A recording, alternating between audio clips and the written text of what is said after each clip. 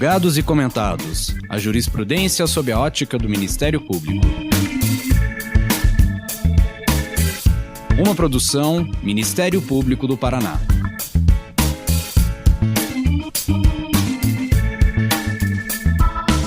Olá, estamos começando mais um episódio do Julgados e Comentados. Eu sou Fernanda Soares e nesse episódio vamos conversar sobre lavagem de dinheiro com a participação do Dr. Jorge Macedo Costa, juiz federal TRF6. A lavagem de dinheiro é uma prática criminosa que transcende fronteiras, abala economias e mina a credibilidade das instituições.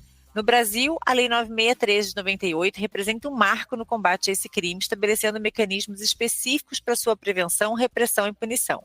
Mais do que isso, a legislação foi sendo aprimorada ao longo do tempo, moldada por autorizações legislativas, como por exemplo a Lei 12683 de 2012, e pelas decisões de tribunais superiores. A lavagem de dinheiro vai além de um crime econômico. Ela é um elo para a perpetuação de diversas outras práticas criminosas, como tráfico de drogas, corrupção, terrorismo e crime organizado. A partir do momento que recursos ilícitos são lavados, eles se tornam aparentemente legítimos, permitindo que seus autores os utilizem sem levantar suspeitas. As decisões dos tribunais superiores têm sido essenciais para interpretar conceitos como crime antecedente, dolo específico, autonomia da lavagem, entre outros. Questões como a aplicação de medidas cautelares, bloqueio de bens, cooperação internacional e o próprio papel das instituições financeiras são pontos críticos que demandam reflexão e análise detalhada. Além disso, é impossível falar sobre lavagem de dinheiro sem discutir os impactos da tecnologia no combate a esse crime. Ferramentas como as criptomoedas e o aumento de transações digitais trazem novos desafios para a possibilidade de rastreamento desses recursos.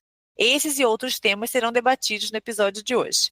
Então, para isso, seja muito bem-vindo, Dr. Jorge. É um prazer ter o senhor conosco aqui nos Julgados e Comentados.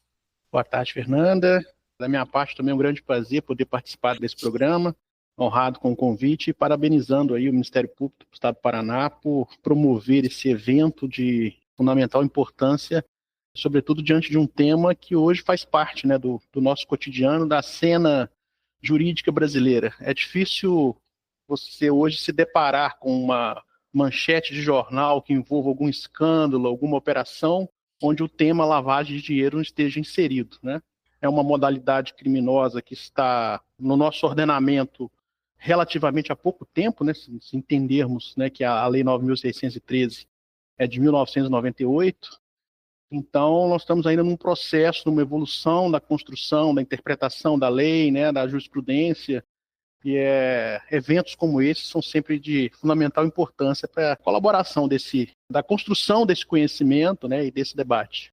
Não só eventos como esse, mas assim, contar com pessoas como o senhor, que tem todo esse lastro de experiência, é muito importante. Então eu fico muito feliz de poder a gente ter esse bate-papo aqui agora. Então vamos dar início aqui ao nosso podcast.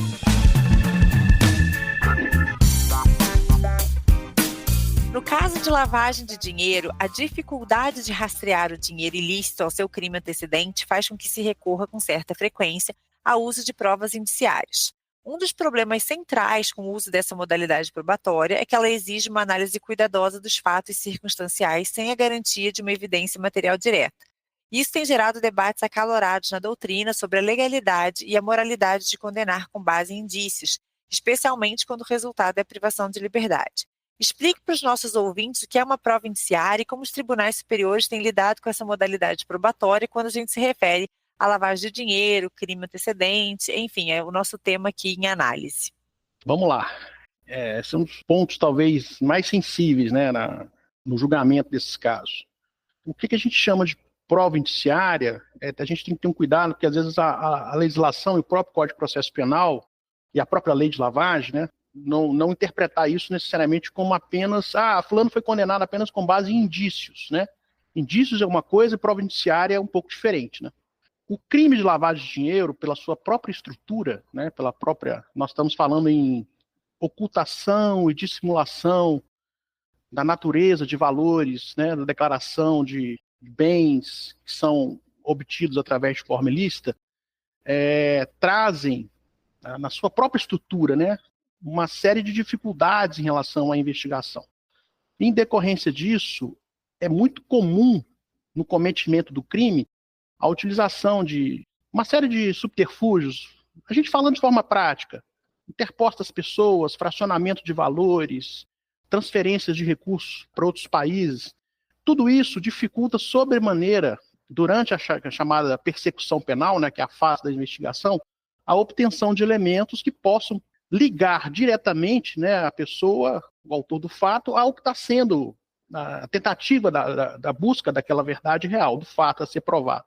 Então, na verdade, dentro da estrutura, né, do próprio tipo penal da lavagem, você tem esses elementos, né, que permitem, então, que o juiz possa se valer dessa chamada prova indireta para que, no somatório dessas evidências, ele possa chegar à conclusão de que, de fato, aquela pessoa praticou o crime de lavagem de dinheiro. Então é diferente, por exemplo, vamos falar aqui de um crime comum, um crime lá de homicídio, né? Fulano cometeu um homicídio, tem lá o laudo cadavérico, a prova direta, né? A prova está ligada diretamente à comprovação do fato. Na lavagem de dinheiro nós não temos isso, né? Então, o que acontece? A prova indiciária, ou a chamada prova indireta, que há uma crítica feroz por parte de alguns doutrinadores em relação a isso, justamente porque eles trazem para dentro dessa discussão esse erro terminológico, essa pegadinha, podemos dizer assim, terminológica, que o juiz estaria condenando com base apenas em indícios. São conceitos bastante diferentes, entendeu? Então, na prova indiciária, eu não gosto de usar o nome prova indiciária justamente para não gerar essa confusão. No processo penal, está lá no Código de Processo Penal, acho que artigo 155, o que vale? O que vale é a livre convicção, o livre convencimento do juiz, que pode se valer de provas diretas e provas indiretas. E nós estamos diante de um caso em que, né, pela estrutura do delito, pela estrutura do crime, há uma conexão, o juiz consegue fazer uma conexão, né, da conjunção dessas provas indiretas, desses elementos indiretos que são colhidos durante a fase da investigação, para ele chegar a uma conclusão final de que, de fato, o somatório desses elementos podem resultar na conclusão de que aquela pessoa veio a praticar aquele delito, entendeu? Então, e a jurisprudência hoje, principalmente do Superior Tribunal de Justiça, é muito tranquila em relação a essa admissão. Então, respondendo, né, objetivamente a sua pergunta, a gente tem que fazer essa distinção inicial de que a utilização da chamada prova indiciária ou prova indireta não quer dizer, muito antes pelo contrário, que se está condenando com base apenas em indícios, né? O conceito de indícios está lá no Código de Processo Penal, né? São os elementos provisórios, precários, que você colhe. A prova indireta ela é feita de forma diferente, entendeu? Então, dentro da estrutura do crime de lavagem, se permite hoje, com base na jurisprudência, a despeito de termos severas críticas em relação a isso, que o juiz pode, com base na prova indireta, se comprovar dentro desse somatório dos elementos, a existência, né, de uma convicção segura de que a parte veio a praticar o crime, o autor veio a praticar o crime, lançar um decreto condenatório nesses termos. Ainda assim, falando dos posicionamentos dos tribunais, os tribunais adotam uma postura pragmática, então, diante desse dilema. Em diversos julgados, o STJ destacou que a denúncia, por exemplo, de lavagem de dinheiro, ela pode ser sustentada com base em indícios suficientes que indiquem a prática do delito antecedente, mesmo quando esses indícios não são acompanhados de provas materiais diretas. Ou seja, pode haver a condenação por crime de lavagem, independentemente da condenação ou mesmo da existência do processo pelo crime antecedente. Nessa perspectiva, se a denúncia pode ser instruída com apenas indícios do crime antecedente, qual vai ser a exigência probatória em relação aqui ao próprio crime de lavagem? Aí já é uma questão que a própria lei de lavagem já estabelece, porque, nesse caso, o artigo 2º da lei de lavagem, no seu parágrafo 1º, diz que a denúncia, né, no processo de lavagem será instruída com indícios, aí ela falou indícios, né, suficientes da chamada infração penal antecedente, né, porque nós sabemos que o crime de lavagem é um crime sempre está ligado a uma infração penal antecedente. Então, se esse crime antecedente não tiver demonstrado, então você não tem lavagem de dinheiro. A nossa legislação, ela adotou um chamado princípio de uma relação acessória restrita. Em que sentido? Você exige, claro, a comprovação do crime antecedente, mas o julgamento do crime de lavagem, ele é autônomo. Ele é destacado do crime antecedente. Então, nem sempre, necessariamente, você tem, no crime de lavagem, os mesmos atores que estão no crime antecedente. Então, isso justamente demonstra a autonomia entre os processos, né? Ainda que haja uma como eu disse inicialmente, uma relação de acessoriedade, mas ela é restrita. Restrita por quê? Porque a lei fala, né, para que eu afirmar que alguém praticou lavagem, essa lavagem tem que decorrer do quê? De um crime antecedente, de uma infração penal antecedente. E essa que tem que dar demonstrada. Aí nós vamos lá. Qual é o grau de demonstração disso? Nós temos 2 momentos diferenciados. Para o oferecimento e o recebimento da denúncia, a jurisprudência é muito tranquila em relação a isso, seja do Supremo, do próprio Superior Tribunal de Justiça. Eu tenho que fazer o quê? Um nexo de causalidade, demonstrar um nexo de causalidade, ou seja, aquele dinheiro que foi, aquele valor, aquele bem, que é objeto da lavagem, tem que estar ligado a uma infração penal antecedente, isso tem que estar minimamente descrito, e eu tenho que apresentar indícios, né, da existência desse crime antecedente. Então, se eu estou dizendo que fulano lavou dinheiro fruto de um esquema de corrupção, um esquema de contrabando, de sonegação, esse esquema tem que estar minimamente descrito na denúncia que eu vou apresentar ao juiz para comprovar a lavagem. Então, nesse primeiro momento, isso é de natureza indiciária, né? Eu não preciso me aprofundar de maneira absoluta, o juiz não precisa se preocupar. Ele vai verificar, então, se esses elementos estão minimamente descritos, se há esse nexo de causalidade entre uma coisa ou outra, e receber a denúncia. Bom, recebeu a denúncia do crime de lavagem, nós estamos em outro cenário. Agora é a autonomia do crime de lavagem. Uhum. Aí, claro, que dentro do processo de lavagem de dinheiro, né, o juiz vai ter que se recorrer e buscar, inclusive, as provas indiciárias ou as provas indiretas para se convencer que, de fato, houve a lavagem de dinheiro decorrente de uma infração. Crime antecedente, de um crime antecedente. Aí você me pergunta, mas eu preciso ter uma sentença penal condenatória transitada em julgado do crime antecedente para condenar a lavagem? Não. Absolutamente não. Eu tenho que me convencer de que o crime antecedente existiu, seja no campo da autoria, seja no campo da materialidade. Pouco importando quem seja o autor dele, até porque, via de regra, o autor da lavagem não é o mesmo autor do delito antecedente. Então, são 2 fases, são 2 etapas distintas. Na fase inicial, esses indícios são bem mais... a exigência disso não é necessário que tenha se dar, que em relação ao delito antecedente, haja um exaurimento do esquema, do que houve, da comprovação. Não, tem que ter indícios. Com relação à condenação, você tem que ter elementos materiais probatórios mais fortes, mas que podem advir também de uma prova indiciária e uma prova indireta para demonstração da existência. Você tem que comprovar a existência do crime antecedente. Pouco importante quem seja o seu autor. E se valer dos mecanismos de prova existentes no processo da lavagem, que é autônomo, para chegar à conclusão da responsabilização criminal.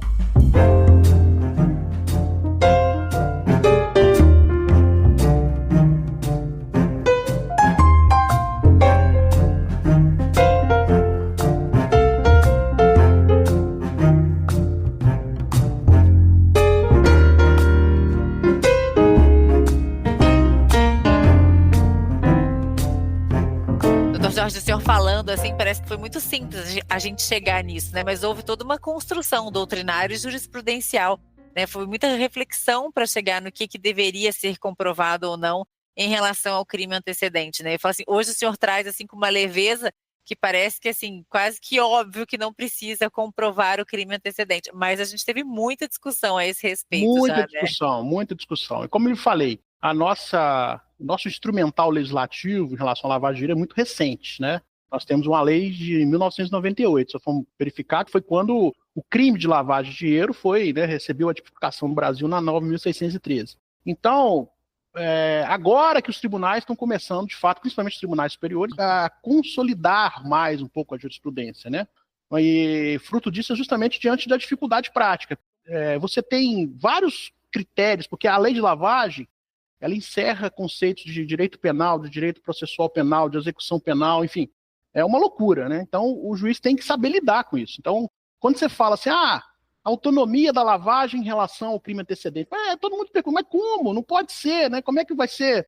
O fruto do crime é autônomo em relação ao crime antecedente. Então, são conceitos que vêm sendo objeto de construção e hoje a jurisprudência chegou nesse patamar, né?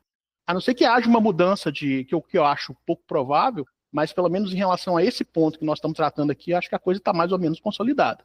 Não, e assim, a própria forma com a qual se pratica a lavagem, ela é de uma maneira muito aberta. Eu falo assim, a criatividade dos criminosos, né, é uma coisa assim ímpar. Então fica difícil até amarrar qualquer outra construção num outro sentido, né? Então assim, essa permeabilidade da não necessidade de comprovar o crime anterior é porque é justamente isso, né? A dinamicidade do crime de lavagem de dinheiro e a do crime antecedente, eles são algo intrínseco que fica difícil você até às vezes estabelecer quais são os limites entre um e outro, né?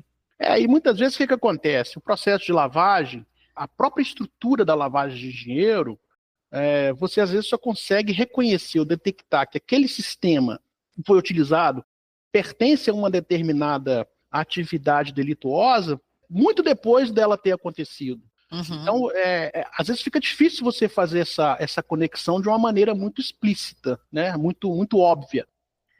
Daí o acerto do legislador brasileiro em criar justamente essa autonomia, essa independência entre o processo de lavagem e o processo do crime antecedente, o delito de crime antecedente.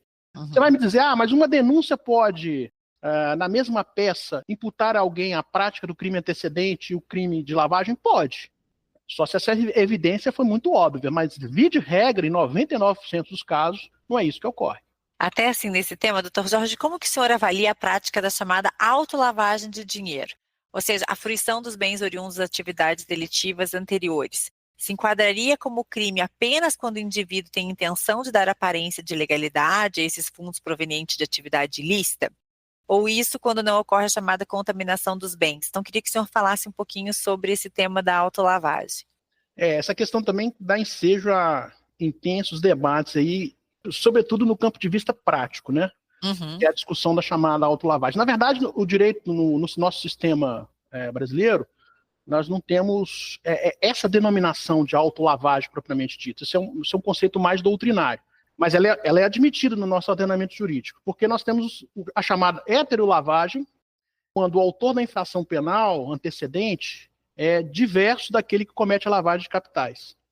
Na autolavagem, há uma coincidência, é aquilo que eu falei lá atrás, entre o autor do crime, né, do crime antecedente, e o autor que comete a lavagem de capitais. Então, nesse caso, você tem a chamada autolavagem.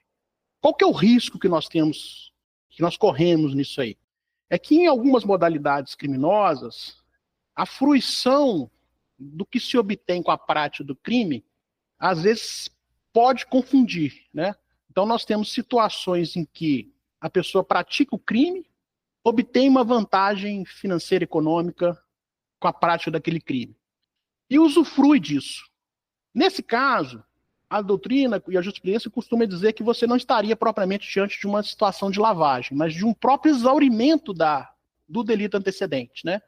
Que em latim se chama de post factum impunível, né? Esse termo pomposo. Então, isso é muito comum em duas modalidades que nós temos aqui, delituosas. Nos crimes de corrupção e nos crimes contra a ordem tributária. São delitos em que essa discussão ocorre de maneira assim, muito flagrante. Porque a pessoa pratica o delito antecedente, obtém uma vantagem e usufrui dessa vantagem. E aí vem o questionamento, mas ao usufruir dessa vantagem, ela também praticou a lavagem de dinheiro? E aí nós temos um critério para discernir isso, né? Ou seja, para que ele venha responder pela lavagem de dinheiro, e aí seria um caso de autolavagem, ele teria que percorrer o tipo penal da 9.613. Ele teria que pegar esse valor que ele recebeu, ocultar e dissimular a natureza, a origem e a propriedade. Se ele fizer isso, aí nós temos uma hipótese de concurso material, e ele responde pelo crime antecedente e pelo crime de lavagem. Então, na verdade, existe aí, são atos diversos e autônomos. É esse o elemento de distinção. A autonomia de desígnios entre um caso e outro. No exaurimento, isso não acontece. Então, por exemplo, um caso prático aqui. Alguém obtém uma vantagem ilícita decorrente, né, na prática do crime de corrupção passiva, né, 317 lá do Código Penal. Ele recebe o valor da propina em relação à prática do crime antecedente. Bom, de posse desse valor, ele vai adquirir um carro. Pegou o dinheiro, vai na concessionária e compra um carro. Mas o carro está em nome dele. Ele pode não, lá na frente, não conseguir comprovar a origem desse recurso, obviamente que ele tem uma origem delituosa. Mas nesse caso, ele teria ocultado, ele teria dissimulado a origem, a natureza do recurso? Talvez não. Então você tem um exaurimento do crime de corrupção passiva. O próprio fato hoje, a própria jurisprudência fala que às vezes isso a gente viu demais no caso da Lava Jato, o próprio Supremo reconheceu e afastou em vários casos o concurso de crimes, quando, por exemplo, o pagamento da propina foi feito de forma fracionada. Então, o sujeito praticou um ato de ofício, né, dentro da figura do 317, e a propina, o pagamento da vantagem ilícita, foi feito de forma fracionada, né? Mas ali você tem uma dissimulação, você tem uma ocultação. Mas o próprio Supremo entendeu que nesse caso não, né? Faz parte da própria estrutura do crime de corrupção que o pagamento da propina possa ser feito dessa maneira. Então afastou a ocorrência do crime de lavagem. Então nós não teríamos aí o crime de lavagem. Mas houve situações em que o dinheiro foi pago de que forma?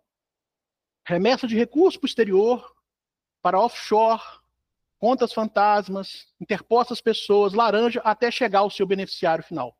Aí, nesse caso, sim. Então, ele percorreu o tipo penal da Lei 9.613, até porque, às vezes, os valores eram muito expressivos e impedia que o recebimento fosse feito de forma direta.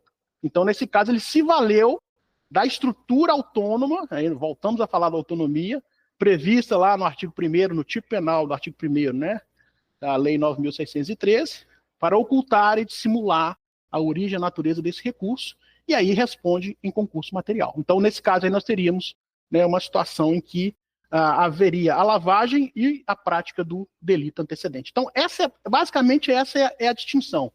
Então, a autolavagem ela é aceita no nosso ordenamento e ela ocorre sempre em que houver a coincidência da prática de forma autônoma do crime antecedente, né, e do crime de lavagem praticados pelo mesmo autor.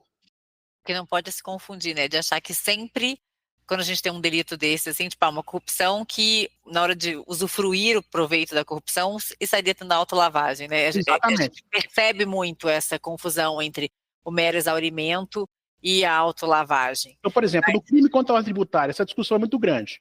O sujeito, né, o responsável pelo gestor da empresa, sonega o tributo. A sonegação em si, ela não gera um ganho direto. O ganho é indireto. Na verdade, ele deixou de pagar o tributo, né? Ele não recebeu o dinheiro. Mas aquilo gerou um enriquecimento ao seu patrimônio. Principalmente se você for imaginar num plano concorrencial que o seu vizinho pagou o imposto. Então, eu deixei de tirar o dinheiro do meu bolso. A gente está falando de altos valores, né? A gente tem que colocar essa dinâmica. A gente está falando de uma empresa, por exemplo. Aí eu falo assim, bom, com esse ganho que eu obtive, ao deixar de pagar o tributo, meu acréscimo patrimonial decorreu justamente o quê? Da ausência de um desembolso. Então, eu tenho mais dinheiro para investir na minha empresa, para gastar na minha empresa. Se eu reinvestir esse dinheiro dentro da empresa, eu pratiquei lavagem de dinheiro, essa é uma discussão que assim, dá horas e horas, né? Porque parte da doutrina entende, não, mas nesse caso não houve ocultação, não houve dissimulação, ele está, na verdade, fazendo proveito, né? Aumentando a sua capacidade de mercado, aumentando a sua capacidade concorrencial, com aquilo que ele deixou de desembolsar. Mas ele não está ocultando, ele não está dissimulando, né? Ao contrário, por exemplo, de uma situação em que, com base nesse valor sonegado, ele, por exemplo, remete essa parcela para uma offshore fora, ou vai abrir uma outra empresa em nome de terceiros para poder aumentar a sua capacidade, até mesmo dentro do próprio mercado em que ele atua, através de uma empresa com outro nome, com outros sócios. E aí você tem um caso clássico de autolavagem. Mas é uma linha bem tênue essa distinção, né? Bem tênue.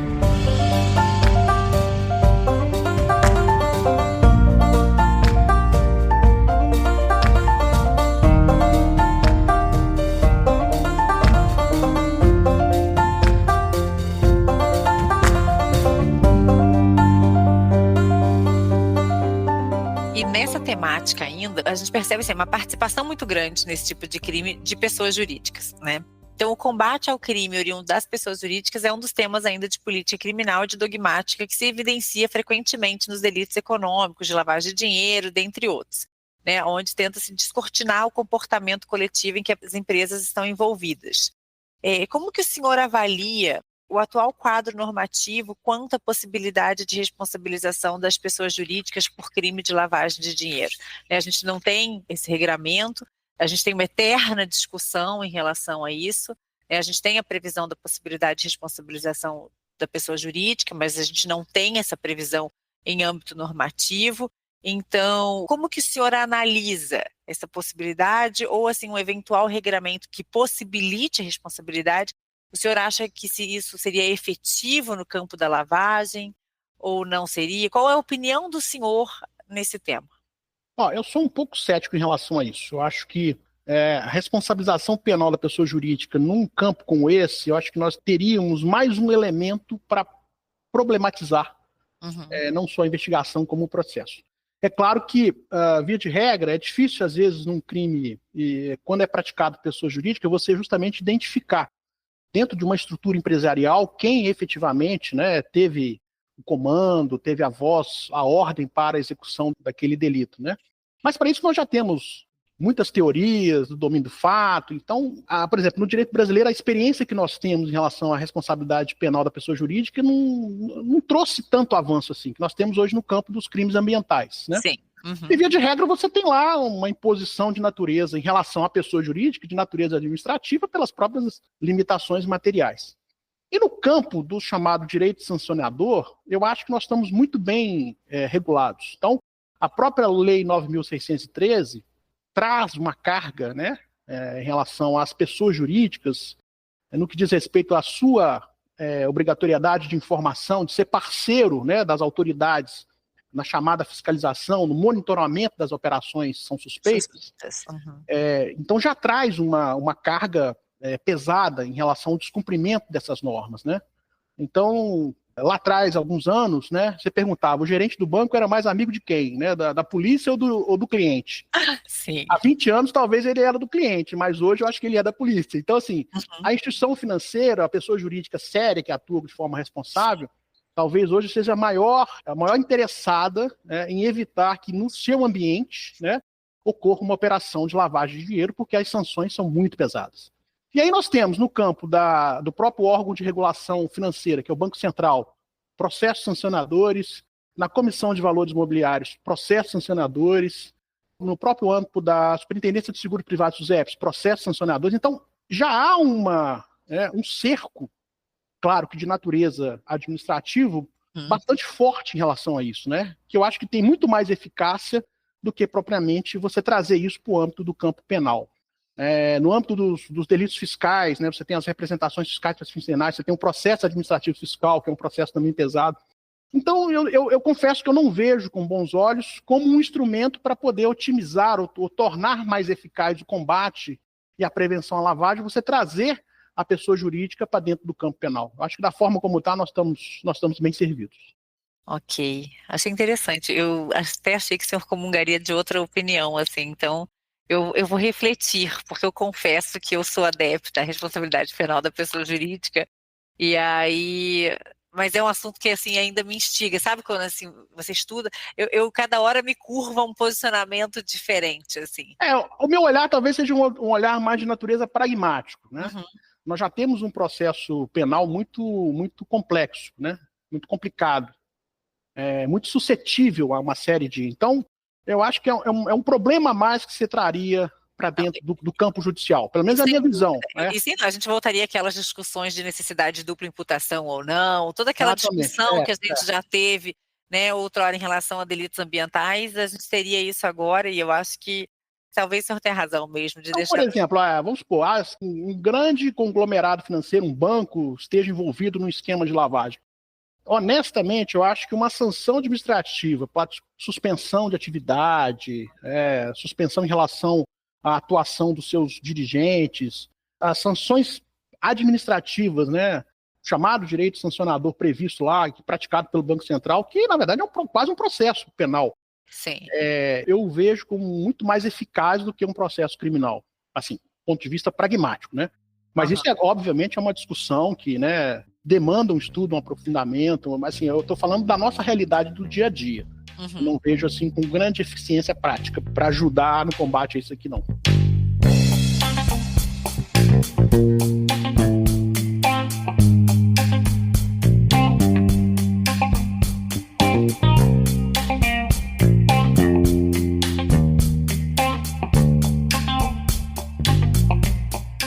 Dr. Jorge, vamos mudar um pouquinho aqui, vamos falar um pouquinho de criptoativos. Olha só, o Escritório das Nações Unidas sobre Drogas e Crime estima-se que o equivalente entre 8 bilhões a 2 trilhões de dólares em dinheiro sujo são lavados usando criptoativos a cada ano, algo semelhante a 5% do PIB global. Como aplicar as normativas já existentes para persecução penal de crimes de lavagem de capital no âmbito de criptoativos? Como a jurisprudência tem lidado com essa questão? Olha, Fernanda, esse é um dos temas mais difíceis, né? Que a modernidade, que a atualidade está nos trazendo, porque nós estamos num campo, digamos assim, num jogo sem regras ainda, né? Essa modalidade de trânsito de riqueza das chamadas moedas virtuais ainda muito desconhecido do nosso universo jurídico, né? Seja em relação à sua definição, seja em relação à sua regulação, né? E aí, a primeira coisa que nós temos que fazer é afastar, que as pessoas confundem muito isso, que criptoativo, ou chamada moeda digital, não é e não se confunde com forma de pagamento virtual ou digital. Uhum. Então, a pessoa não pode confundir que Pix é criptomoeda, que não é, né? Pix, na verdade, é uma forma de pagamento eletrônico, né, que está previsto, regulamentado pelo Banco Central, mas nem de longe se traduz numa moeda virtual. Então, as pessoas, às vezes, não é comum, né, não é raro as pessoas fazerem esse tipo de confusão. E no campo das chamadas criptomoedas, nós praticamente não temos ainda regulação no Brasil, né? Nós temos uma instrução normativa da Receita Federal do ano de 2019, e, na verdade, ela traz ali algumas obrigações de natureza administrativa para que a pessoa que transaciona com criptomoedas tenha que informar ao fisco, muito mais por uma questão de comprovação, né, de riqueza patrimonial, e a Lei 14.478 de 2022, que trouxe um primeiro esboço, né, mas com definições ainda muito vagas, muito impróprias, do que vem a ser a criptomoeda, né? Então, acho que a lei, esse marco regulatório que aconteceu agora em 2022, ele se destacou em 4 aspectos. Primeiro, a questão da autorização para operar, quem pode operar criptomoeda no Brasil, né? As chamadas exchanges, né? Que são as corretoras, né? Elas foram equiparadas a instituições financeiras, né? Nos termos da Lei 7492, e para isso, então, ela precisa de uma autorização do órgão regulador, que no caso do Brasil é o Banco Central do Brasil, para funcionar. Então esse é o primeiro passo importante. Então, se eu quiser transacionar criptomoeda como empresa, eu preciso obter uma autorização legal do Banco Central do Brasil. Aí você me pergunta, quantas exchanges nós temos autorizadas no Brasil hoje? Nenhuma. Por quê? Porque o Banco Central ainda não autorizou. Sim. Ou seja, nem a própria autoridade financeira de regulação conseguiu expedir autorização porque ele não sabe exatamente com o que ele está lidando. Então, nós temos uma lei com um conceito e uma obrigação, mas os próprios representantes legais, os sócios dessas exchanges, falam assim, se eu bater lá na porta do Banco Central, apresentando toda a documentação, eu não vou obter ainda uma autorização para funcionar, porque nem o Banco Central está fazendo isso por enquanto. Mas, bem ou mal, é o primeiro passo. Ela trouxe uma definição do que vem a ser ativo virtual, e aí a criptomoeda é uma subespécie do ativo virtual. Então, assim, a definição que foi trazida não é uma definição técnica, né? Ela é muito criticada. Trouxe algum avanço no ponto de vista da questão do combate à lavagem, porque inseriu as exchanges dentro dessa teia de monitoramento que está prevista na Lei 9.613 em relação às outras instituições, né? Bancos, seguradoras, empresas que comercializam produtos de luxo, etc. Ela institui as exchanges como parceiras nessa nesse processo de monitoramento, exatamente. Trouxe ela para dentro desse sistema de monitoramento com as suas obrigações. E também trouxe alguma coisa relacionada à questão da proteção, da defesa do consumidor, né? Para evitar fraudes em relação à transação. Aí você vai me perguntar, toda e qualquer operação envolvendo criptomoeda é ilegal? Ou uma outra pergunta que se faz de forma muito recorrente, toda transação de criptomoeda ela é decorrente de uma lavagem de dinheiro? Necessariamente não. Pelo contrário. Os estudos que têm sido feitos, né, o Ministério Público do Estado do Rio de Janeiro tem uma força-tarefa muito interessante sobre isso. Ele levantou que apenas 1% dos valores que são transacionados hoje dentro do mundo dos criptoativos são decorrentes de atividade delituosa. 1%. Porque o próprio mercado quer se livrar dessa pecha.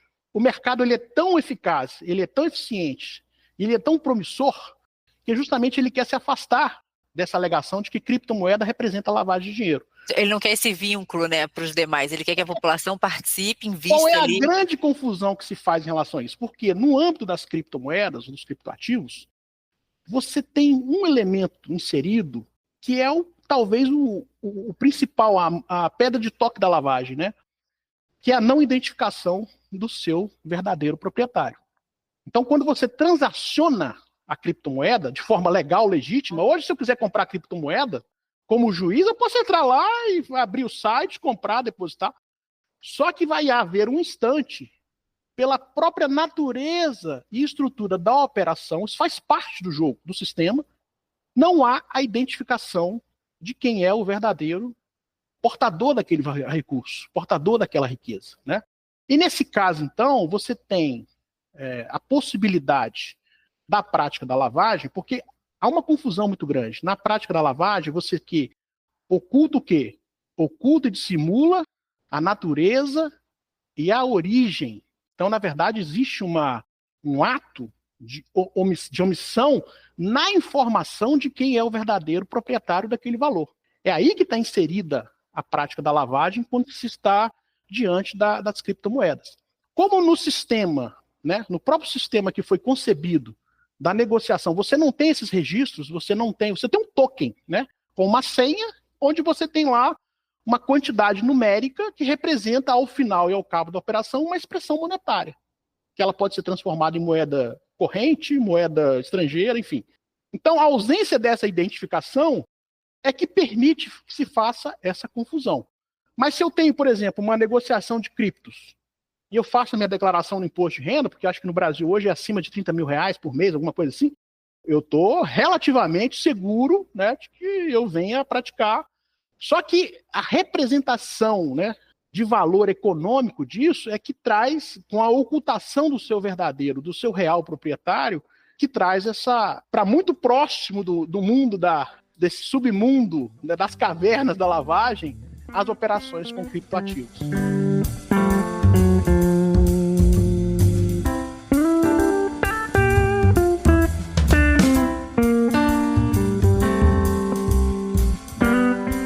Mas é que não tem como negar que justamente essa característica principal, né, dessa ausência de identificação é justamente o que, ainda que por enquanto seja só 1%, não dá para a gente negar que essa ausência de identificação acaba sendo um atrativo para a lavagem de dinheiro através de cripto, né? Só que aí, Fernanda, tem um aspecto. Ninguém reinventa a roda. Por quê? Até o presente momento, né, você tem trilhões de dólares transacionados em criptomoedas, mas qual é o grande lance do jogo?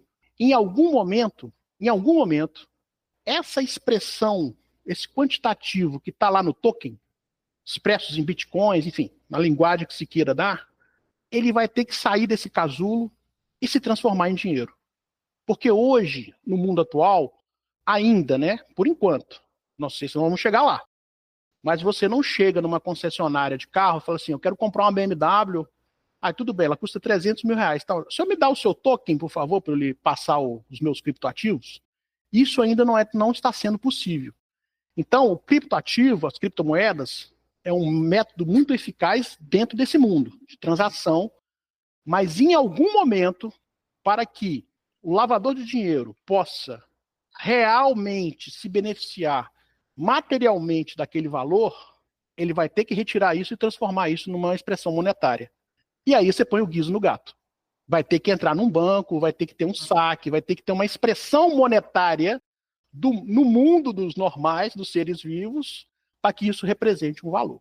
Lá fora, talvez a coisa esteja um pouco mais desenvolvida, mas aqui no Brasil nós não temos ainda, graças a Deus, essa facilidade, essa prática, né?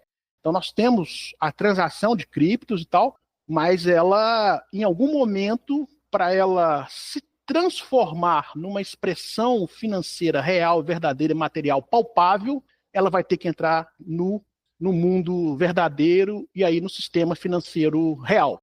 Uhum. E aí ele vai deixar o rastro. E aí que é o fio da meada. Ou seja, descobrir esse momento certo, né? Porque assim, além de tudo, a investigação de cripto, ela esbarra até nas nossas normativas de processo penal, né? O nosso processo penal ele foi desenvolvido em outra modalidade, assim, você cumprir certas medidas de persecução no mundo do criptoativo é muito difícil. Não, sobretudo agora, né? Que agora não, mas com a introdução relativamente recente da chamada cadeia de custódia, você produzir prova numa investigação de criptoativos é um negócio absurdo. Porque, o juiz, o Ministério Público, a autoridade policial representa pela quebra de sigilo. Você vai mandar o ofício para quem? Quem que vai te fornecer os dados em relação àquela transação? É a coisa mais difícil do mundo, porque você não tem... Eles não estão dentro desse ambiente de regulação. Até que as exchanges que funcionam de maneira regular ou vinculadas a algumas instituições financeiras no Brasil ainda estão funcionando, claro que eles são. E como eu falei, o mercado tem todo o interesse em atender essas demandas judiciais justamente para poder tirar do jogo aquele pessoal que não joga dentro da regra, né? Para não contaminar o mercado. Mas isso é exceção, que a maioria delas funciona lá fora, no exterior, a sede é uma caixa postal, você não tem... para quem que você vai mandar o ofício? Como é que você vai obter esse dado de quebra? É a coisa mais difícil do mundo. E essa é uma das principais medidas, né, de investigação nos chamados crimes financeiros. Como é que você vai obter o rastro disso? Então, por exemplo, nós tivemos um caso lá no Rio de Janeiro, porque que acontece? Na dinâmica da criptomoeda, você tem a senha do token, certo? Então, quem tem a senha do token tem a chave do cofre. De qualquer dispositivo eletrônico que você acessar, com a senha, você consegue transferir, retirar, zerar, da chamada... que seria a central de informação, que é a blockchain. Bom, a senha, via de regra, ela pode ficar com mais de uma pessoa. Então, eu posso deixar a senha com 2, 3 pessoas. Então, por exemplo, no momento do cumprimento de um mandado de busca e apreensão, na diligência que for realizada, você tem que pegar o celular do alvo. Desligar. Não, desligar não. Você tem que acessar com a senha que está lá, ou que ele fornecer, para evitar que ele faça, ou que alguém remotamente faça a transferência desses ativos. Explica isso dentro da cadeia de custódia.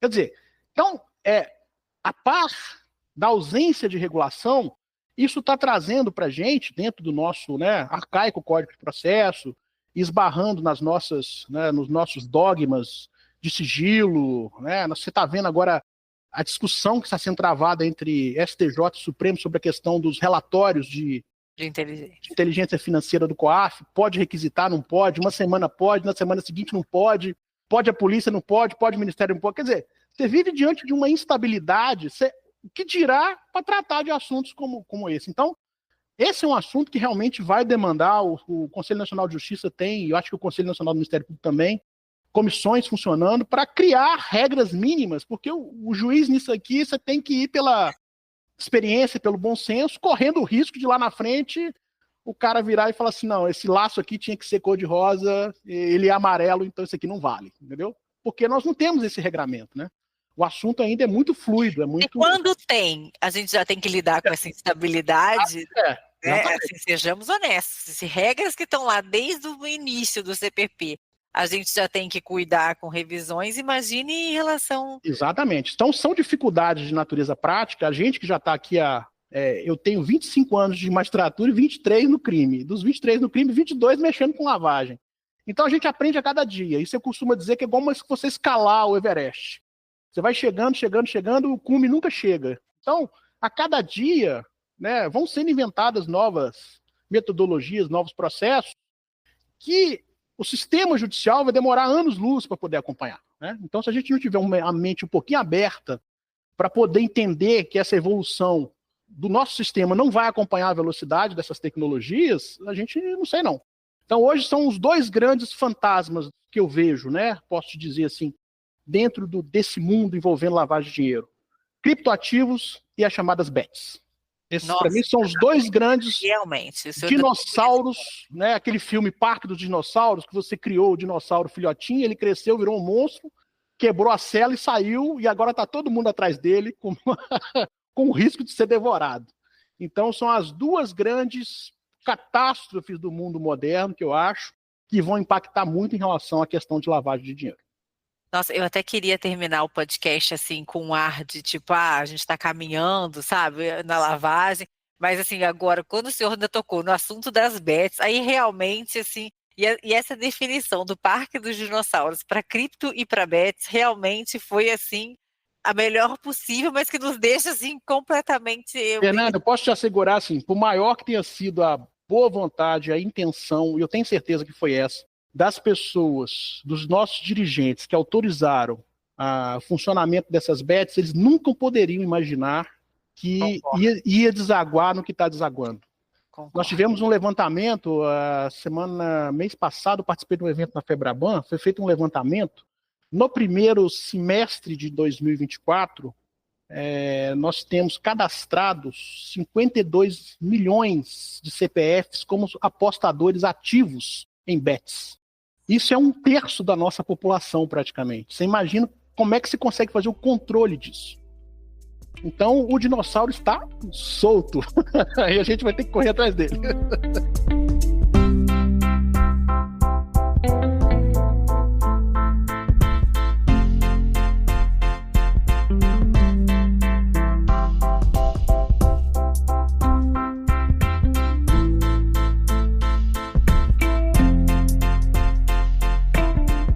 E aí a gente vai encerrar o nosso podcast assim, nesse desespero, entendeu?